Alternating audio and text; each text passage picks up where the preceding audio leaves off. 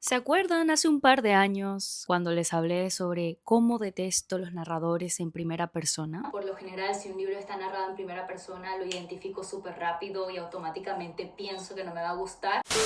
Por si no tienen idea y no han visto ese video, por allá en el 2023 tenía un odio muy profundo hacia los narradores en primera persona, sobre todo bajo el argumento de que eran narradores profundamente subjetivos, narradores en los que no puedes confiar porque a lo mejor no te están contando toda la verdad. Ellos contaban la historia desde su punto de vista y para mí eso es algo limitante y lo sigo manteniendo. Sin embargo, con el paso de los años he cambiado de opinión porque los seres humanos tenemos esa característica de ser cambiantes y sigo detestando los narradores en primera persona, no se crean, pero hay excepciones y ese es el narrador testigo. Hola, mi nombre es Alaska y bienvenidos a otro video reflexivo en este canal. He hecho una investigación para justificar ese amor que siento por un único tipo de narración en primera persona, que no es la tradicional, es el narrador testigo o el focal narrator. Hace un par de días tuve mi última clase de literatura norteamericana, una de las pocas asignaturas que genuinamente me apasionaban este cuatrimestre, y estaba un poco triste, pero el punto es que en esa clase muy especial en el que estábamos hablando sobre Daisy Miller, la profesora mencionó al focal narrator, el narrador testigo, y eso encendió una bombilla en mi cerebro, porque desde hacía meses que el narrador testigo venía ocupando muchísimo tiempo en mi cabeza. Creo que desde que leí El Gran Gatsby, yo me di cuenta que Gatsby no narraba y estaba esperando que lo hiciera. Vemos la historia desde el punto de vista de Nick, una persona sesgada, una persona que quiere a Gatsby. Y nosotros como lectores que estamos intentando entender qué ocurrió para que las cosas terminaran como terminaran, que es lo que nos cuentan al principio del libro. El Gran Gatsby empieza con el final, lo cual es bastante paradójico, pero es increíble. Vayan a leer El Gran Gatsby. Vemos cómo a lo largo de todo el libro esa historia, que es la de Jay Gatsby, está narrada desde el punto de vista de uno de sus amigos. Y esto condiciona la lectura. No solamente la experiencia lectora, porque cada quien es libre de interpretar un libro como quiera, independientemente de cómo está escrito, pero sí que da cierto punto de vista a la lectura. Y ese es el de humanizar a Gatsby, porque elegir a uno de sus amigos para contar su historia le da a entender al lector que vamos a leer una historia que está condicionada por el cariño, por ese, abro comillas, aunque yo sé que Gatsby cometió muchos errores y no era específicamente la mejor persona, yo le quería, cierro comillas. Siento que para ser un narrador en primera persona, el narrador testigo abre tantas posibilidades y es tan bueno. Y por eso, estando allí en mi última clase de literatura norteamericana, en el que la profesora más o menos trataba de explicarnos qué era el narrador testigo a nosotros en clase, concepto que yo conocía, pero en el momento en el que ella nos los explicó llamó tanto mi atención que tuve que dejar de hacer todo lo que estaba haciendo y me dediqué de lleno a investigar sobre no únicamente el narrador testigo, sino todos los tipos de narradores y por qué creo que este es tan singular, efectivo y sobre todo raro. Sin más nada que decir, yo creo que ya podemos hablar sobre conceptos. Antes de profundizar sobre qué tipo de narradores existen, creo que es valioso decir qué es la narración. Todos aquí leemos, lo doy por hecho, este es un canal muy de nicho, pero yo de todas formas dejo caer. Dice la UNIR sobre el narrador, que el narrador es una figura imprescindible en la evolución de toda trama, por lo que inclinarse por un tipo de narrador u otro es fundamental para otorgarle carácter y personalidad a la obra. La primera decisión a la que un autor debe hacer frente es el tipo de narrador al que va a recurrir para contar su historia. La elección del tipo de narrador influye directamente en la forma en la que el lector percibe la historia, la trama, los personajes y el tema. Esto es fundamental. El narrador no únicamente es quien cuenta la historia y ya, sino que forma parte fundamental en el esqueleto de una historia. La estructura de un libro se forma en base al narrador siempre. Y estoy viendo un pajarito en un árbol cayéndose. Me estoy poniendo muy nerviosa. Ya se cayó. Ok. Elegir quién va a contar la historia no es una decisión que se toma a la ligera. Cualquier autor que quiera dar cierto tipo de mensaje con su libro reflexiona lentamente sobre el tipo de narrador que va a elegir. Hay muchos autores que no piensan realmente tanto cómo van a contar la historia y de hecho se dejan llevar con esta. Pues ese tipo de escritor se llama escritor brújula, que no estamos hablando sobre eso el día de hoy, pero piensen que ese tipo de escritor tampoco se para mucho en pensar quiero elegir un narrador testigo, un narrador omnisciente, uno intradiegético, uno extradiegético. Voy a hacer que este narrador sepa toda la historia o va a irla averiguando conforme esta avance, al igual que el lector. Es un narrador que forma parte de los personajes del libro. El narrador es el protagonista del libro y así sucesivamente. Muchos escritores no piensan en esto, porque muchos escritores van tranquilos por la vida y no se comen la cabeza, la mayoría sí, pero no es una regla. Lo que sí es una regla es que el narrador es fundamental. En la base de toda historia es quien te la cuenta. Ya luego, tú como quieras interpretarla, sobrepasa la historia, pero el cómo te la presentan es fundamental. Ahora, que ya tenemos claro qué es el narrador, podemos hablar de los tipos de narradores. Antes mencioné al narrador intradiegético, lo cual es una palabra extraña. Me cuesta pronunciarla a veces, me equivoco al pronunciarla y no la entendí hasta que lo investigué por mano propia. Que podemos dividir los narradores en dos cosas: intradiegético y extradiegético. El intra, como bien dice, tiene que ver con el interior. Se trata de esos narradores que involucran una primera persona, un contacto directo, un yo. Puede ser un narrador en primera persona, que vendría siendo el tradicional, el protagonista. Luego podría ser el narrador testigo, que es específicamente el tipo de narrador en el que nos enfocaremos en este video. Lo que pasa es que estoy haciendo pues un poco de explicación didáctica por aquí, y dentro de ese narrador interior está el narrador en segunda persona, que no necesariamente es el yo, sino que se trata de el tú. La mayoría de veces este tipo de narración se caracteriza por tener lugar en diarios, tener lugar en cartas. Hay excepciones, pero casi siempre se utiliza con este tipo de narración, la epistolar. Y eso vendrían siendo los tipos de narradores intradiegéticos, los internos. Y luego están los extradiegéticos, los externos. Ya ven que las palabras extrañas de repente comienzan a tener sentido. Pues los extradiegéticos son los narradores en tercera persona, los omniscientes, esa fuerza exterior que no forma parte de la historia y que narra los acontecimientos sabiendo todo sobre ellos. Es el narrador más objetivo. La última vez que les hablé sobre narradores, en ese video al que constantemente estoy haciendo referencia, digo que este es mi tipo de narrador preferido porque es el más objetivo, y a mí me gusta que me presenten las historias de la manera más objetiva posible para que luego yo como lectora sea capaz de crearme una opinión yo misma sin necesidad de verme sugestionada por un narrador sugestionado. Ya te cuenta la historia de cierta manera para que tú sientas inclinación por cierto tipo de personaje, por cierto tipo de bando, etcétera, etcétera. Yo luego hice mi investigación y sí es verdad que nos salen narradores como el equisciente, el deficiente, el enciclopédico, el manifiesto encubierto, que esto ya son variantes que van dentro de estas narraciones de las que les vengo hablando, intradiegética y extradiegética.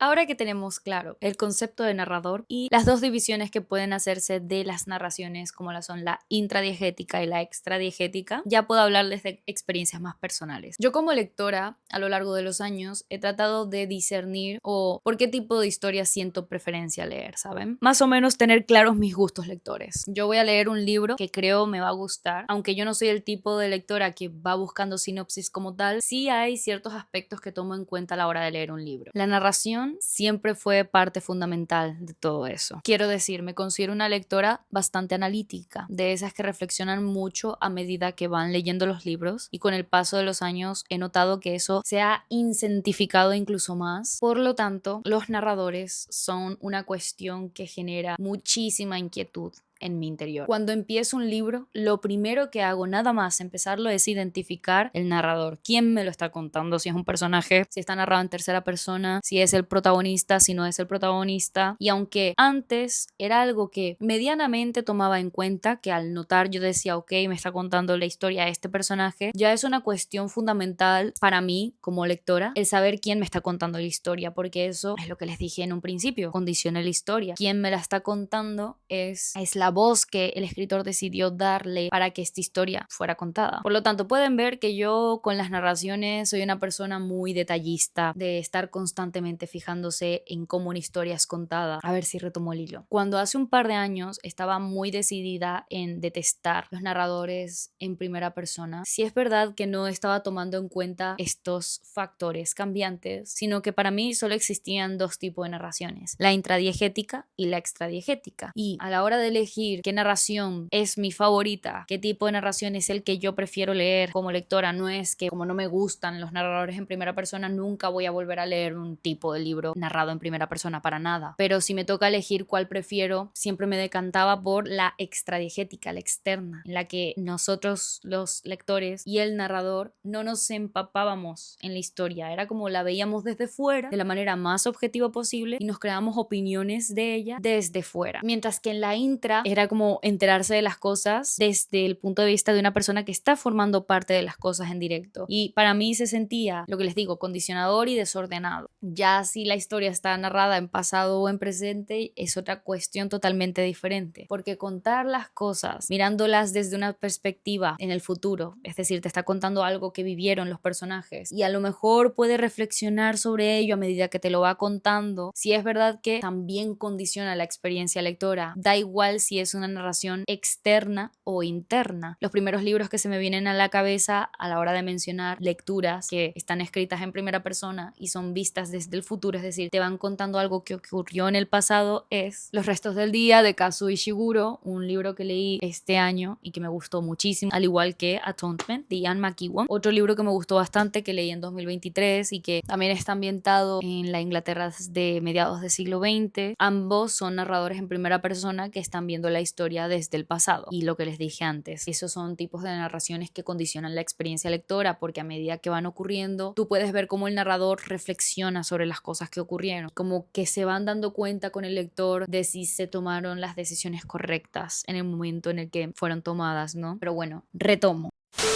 La cuestión es que yo estaba muy decidida a odiar los narradores internos, y a lo largo de estos 2 años en los que he leído más me he dado cuenta que he cambiado, gracias a Dios, y que pienso distinto, gracias a Dios, y que había más de un narrador interno, que es lo que les expliqué antes, que los internos son el narrador tradicional, el protagonista, el testigo, los en segunda persona, ¿saben? Y di con el que para mí es mi narrador favorito, que no es el narrador en tercera persona, que yo creí que por muchos años era mi narrador favorito, y no, la verdad es que no. Mi narrador favorito es el narrador testigo. Ahora, chicos, ¿qué es un narrador testigo? Nos vuelve a decir La Unir. Chicos, La Unir es una revista literaria que me gusta mucho, ¿ok? Que un narrador testigo relata una historia, pero no una suya. La conoce porque puede estar relacionado con ella de manera indirecta o incluso haber sido testigo de ella, es decir, haber formado parte de la historia, pero no la ha vivido como protagonista. Esto es clave. Los narradores testigos, sí, son narradores en primera persona, sí, son narradores sugestionados, sí, son narradores subjetivos, es decir, que tienen opinión de ciertos personajes, de cierta situación de la historia, que la van contando de la manera en la que ellos la viven, pero no son los protagonistas. Los narradores testigos no nos cuentan la historia de ellos, sino de un acontecimiento que vivieron como testigo. La historia de, por ejemplo, Gatsby. La historia de, por ejemplo,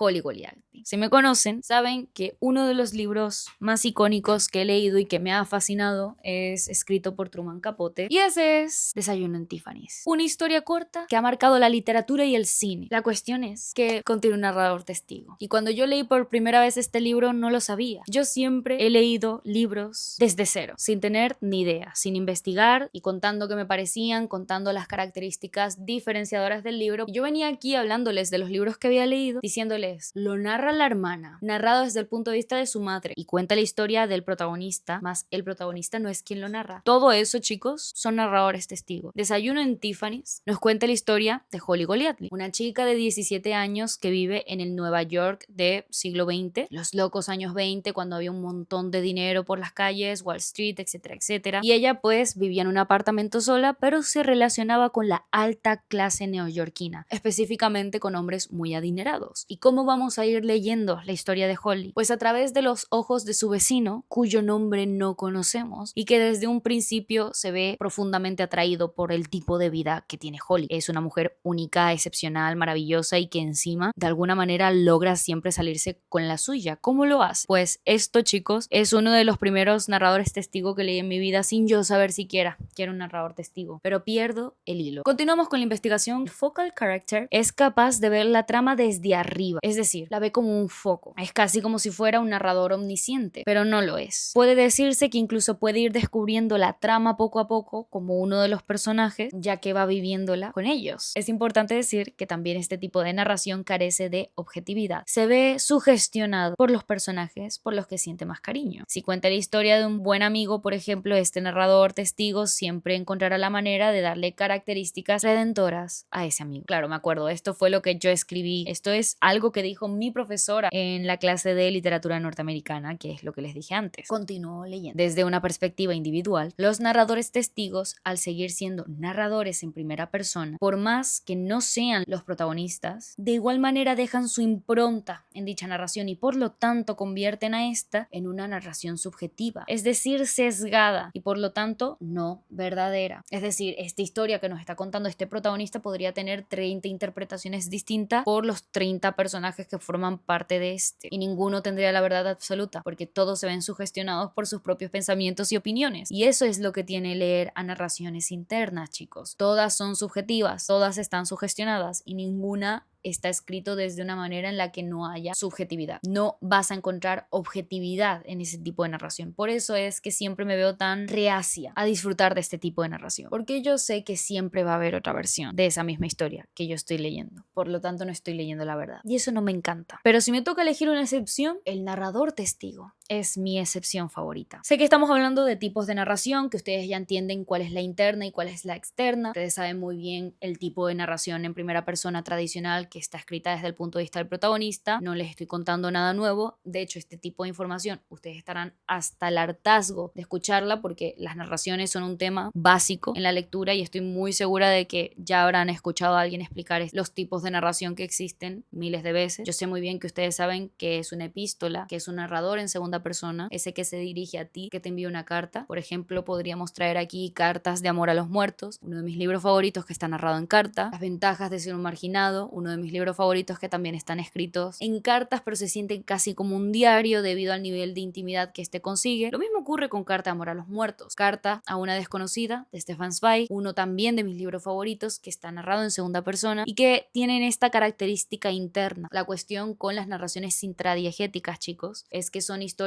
profundamente íntimas y que en un principio a lo mejor tienen un carácter impersonal, como ocurre en las narraciones en segunda persona, que es mandarle una carta a alguien. Luego, a medida que avanza la historia, se puede convertir en algo casi incómodo de leer. Siento que eso ocurre en estos tres ejemplos: Carta a una desconocida, Carta de amor a los muertos, Las ventajas de ser invisible. Todos llegan al punto en el que incomodan al lector y por eso ese tipo de narración interna a mí me fascina. No sé si ustedes me conocen, no sé si suelen verme aquí en el canal, si a lo mejor sí conocen muy bien esto, pero a mí me encanta que la literatura me remueva y que me haga sentir miles de cosas, no necesariamente satisfactorias, no necesariamente cómodas, no necesariamente en la que yo esté feliz y contento una vez la termine, sino que me haga reflexionar. Y por más que yo no sea un tipo de lectora que antes disfrutaba de leer lo interno, vuelvo y repito y hago referencia a ese video ese infame video que grabé hace casi 3 años en el que dije que no me gustan las narraciones internas, pues vengo aquí a decir que he cambiado por completo de opinión, porque a medida que iba leyendo estas cosas que ustedes ya bien saben, los narradores protagonistas en primera persona, los narradores en segunda persona que no conocía bien del todo pero que me interesaban, que una vez terminaba esas historias narradas en segunda persona me daba cuenta que algo fue removido en mí mientras la leía. Dije, ok,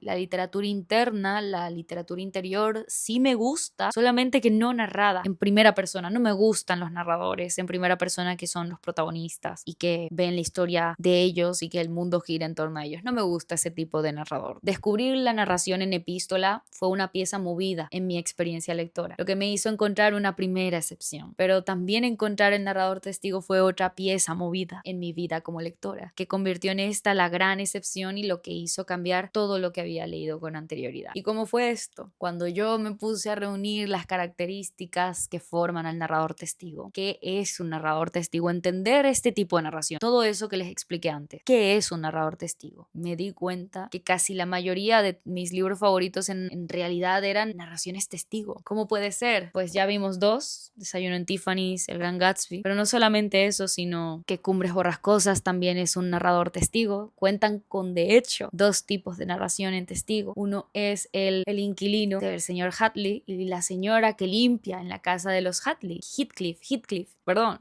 nombres raros. Narradores testigos. No son protagonistas de la historia. Se van echando el chisme entre ellos mientras nosotros como lectores la vamos viviendo. Y es increíble. Es uno de mis tipos de narración en testigo favoritas. No por nada mi profesora lo mencionó en clase. Daisy Miller es una narración en testigo. Creo que la siguiente lectura que les voy a decir les va a volar la cabeza. Pero Las Vírgenes Suicidas también es una narración en testigo. Y es aquí cuando yo hago toda esta lista en la que Bartleby, el escribiente, otro de mis libros favoritos, también es un narrador testigo. Yo me doy cuenta que en realidad estaba profundamente equivocada. No tengo ningún problema con la narración interna, sino que tenía problemas con los personajes consumidos por ellos mismos, los narradores protagonistas, los narradores de los que no salimos de su cabeza y no vemos otra cosa que no sea todo desde el punto de vista de cómo les afecta a ellos, y tener solo un personaje como ente divino en el que todo el mundo gira a su alrededor me molestaba, pero realmente no me molestaba, por ejemplo, leer cómo los vecinos de una comunidad veían cómo una familia se destrozaba en niveles catastróficos, como lo es que cada una de las hijas de dicha familia se quitasen la vida. Y ellas, esa familia en concreto, son las protagonistas de la historia, no quienes la cuentan, los vecinos. Lo mismo con Bartleby, porque yo tengo a Bartleby, que podría buscar perfectamente a Bartleby. O como un abogado que trabaja en la bolsa de Wall Street en Nueva York necesita encontrar un nuevo trabajador y encuentra a una de las personas más extrañas y únicas que habrá conocido en su vida y que vive de manera estoica, es decir, es la única filosofía que aplica en su vida, y ese es Bartleby. Por lo tanto, este abogado que nosotros conocemos como protagonista nos va a contar la historia de esta persona única llamada Bartleby que cambia para siempre su vida. Y sí, este narrador sí nos cuentan algunos aspectos que tienen que ver con su vida, pero sobre todo su vida a partir de Bartleby. Entonces, esto pasó en diciembre de 2022 y desde entonces he tratado de hacer las paces con las narraciones en primera persona. En el momento en el que yo me di cuenta que mis libros favoritos en realidad eran narradores en primera persona, solo que únicamente lo que diferenciaba de la tradicional narración en primera persona cuyo protagonista cuenta la historia es que no es el protagonista quien cuenta la historia, sino un amigo, un vecino, una persona cercana, etcétera, etcétera. No fue allí que yo no hice las paces con toda esta cuestión de la narración interna y yo me di la libertad de dejar de tener una mentalidad prejuzgona antes de leer un libro narrado en primera persona.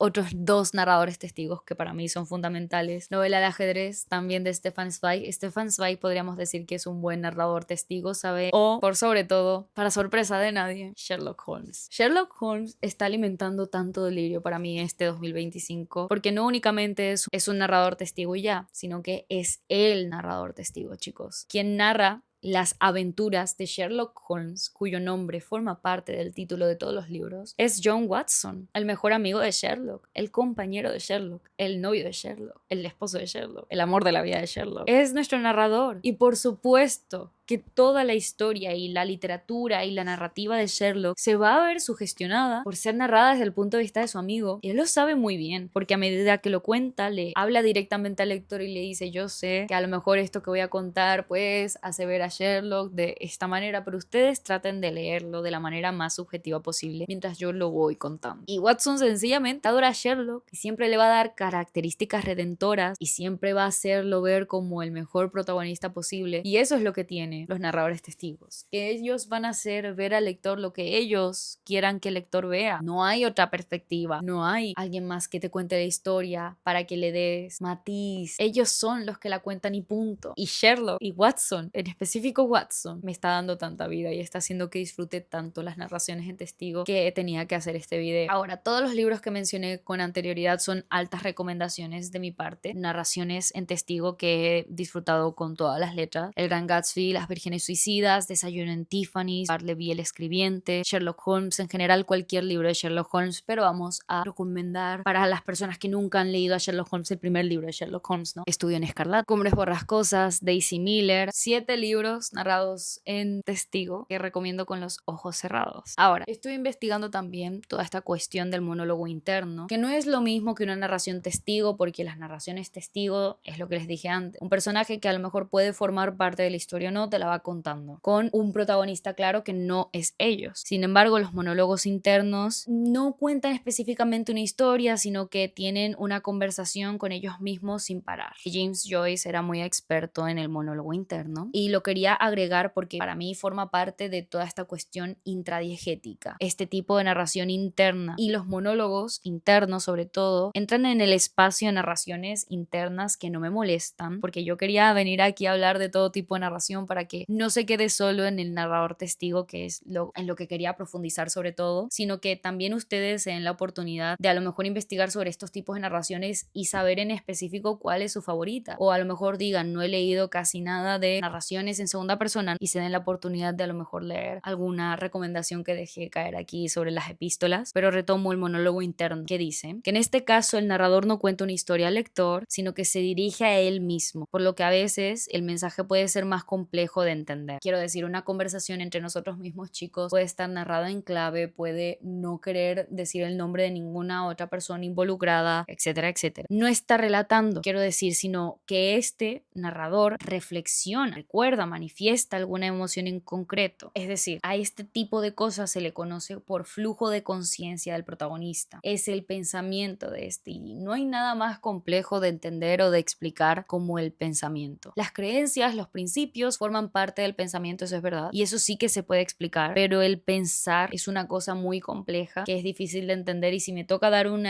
ejemplo de monólogo interno, lo que les dije antes, Joyce peca mucho del monólogo interno, del diálogo interno. Los soliloquios son una característica diferenciadora y casi de marca por parte de Joyce, pero también me gusta mucho Samuel Beckett, que también tiene mucho monólogo interno, mucha reflexión interna en sus libros, en sus obras de teatro, perdón. Peca mucho de esto, que es difícil de entender. Pero vamos, que podríamos resumir este video en que yo siempre estoy equivocada, no existe una verdad absoluta, y aunque yo en un video declare que no me gustan las narraciones en persona, nadie quita que 3 años después yo salga y diga que en realidad me gustan mucho las narraciones en persona, dependiendo del tipo. Y es que podríamos decir que el lema de la vida de todos podría ser el depende. Todos estos libros que son maravillosos y han cambiado mi vida son libros que contradicen ese video que yo grabé hace 3 años. Son libros que en realidad no tiene sentido que yo diga que me gustan si en realidad están narrados en primera persona, y sin embargo lo hacen. Y les prometo que cada vez que yo lea un libro en primera persona en el que el protagonista no sea el narrador, ese va a ser un libro que para mí va a ser importantísimo y va a cambiar algo en mí. Y creo que podríamos quedarnos con eso el video de hoy. Todas estas son recomendaciones que les hago con los ojos cerrados, y en general les recomiendo que reflexionen a la hora de leer, no que sean los lectores analíticos que soy yo, que soy una profunda insoportable y que soy incapaz de leer un libro de manera ligera, sino que incluso la tontería la leo con un ojo crítico y con una lupa, analizando cualquier cosa que me va contando. Pero sí que les digo que hacerse mirar quién nos está contando la historia es una de las cosas que más me interesan y me inquietan en la literatura. Cada vez que un profesor va y me abre la puerta para reflexionar sobre algo que a mí me fascina, y no solamente eso, sino que me enseña algo que no conocía y que me abre las puertas para encontrar una nueva fascinación, algo en lo que me pueda hiperfijar, algo en lo que yo pueda abrir mis conocimientos, abrir mis horizontes y entender más eso que antes no entendía, siempre va a ser algo valioso para mí. Es algo que yo les dejo a ustedes que hagan. No soy aquí profesora de ninguno, pero sí les digo que los narradores no son cualquier cosa, aunque parezca que sí, porque nos acompañan a lo largo de todo el libro desde el principio y lo damos por hecho, pero en verdad es la estructura, es el esqueleto, es la parte fundamental del libro, y sin él no habría libro, y sin él no habría mensaje, y sin él no habría nada. Por lo tanto, si van a analizar únicamente algo en un libro, creo que ese algo debería ser el narrador. Siempre va a haber persona que le guste más pues analizar el personaje, la psicología de un personaje, o la trama, o las circunstancias. Yo puedo entender esa fascinación, pero es lo que les digo, si quieren elegir una, la narración me parece la más abierta a interrogantes y repleta de excepciones. Por eso es que hago esta excepción hoy, y por eso me contradigo a la yo de hace 3 años. Tanto que a ella le gustaba decir que le gustaba leer la verdad completa en los libros, pues ella erró al buscar tanta verdad. La última vez en el que hablé un poco sobre mis pensamientos por aquí se metieron mucho con mi micrófono, cosa que entiendo. Yo conozco por qué utilizo un peine de micrófono. Podría usarlo perfectamente en la ropa y lo he hecho en algunas ocasiones, pero me gusta más usarlo así y lo seguiré haciendo, así que soporten.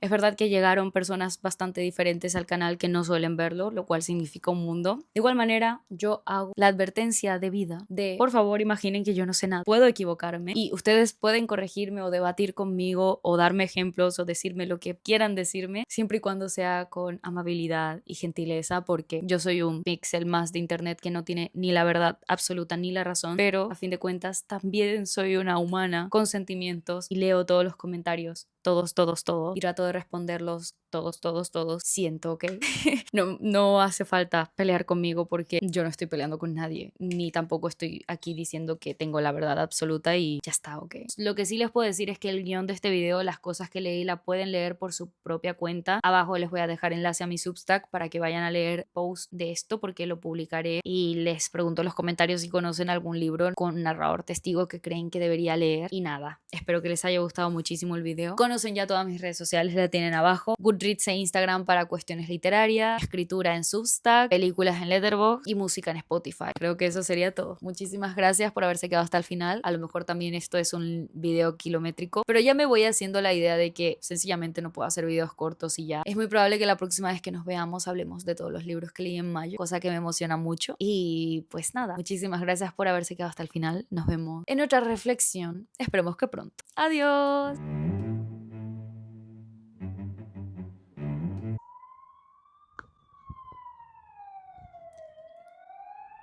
Quiero decir que la calle está vacía, ¿ok?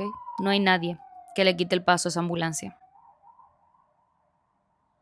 En fin.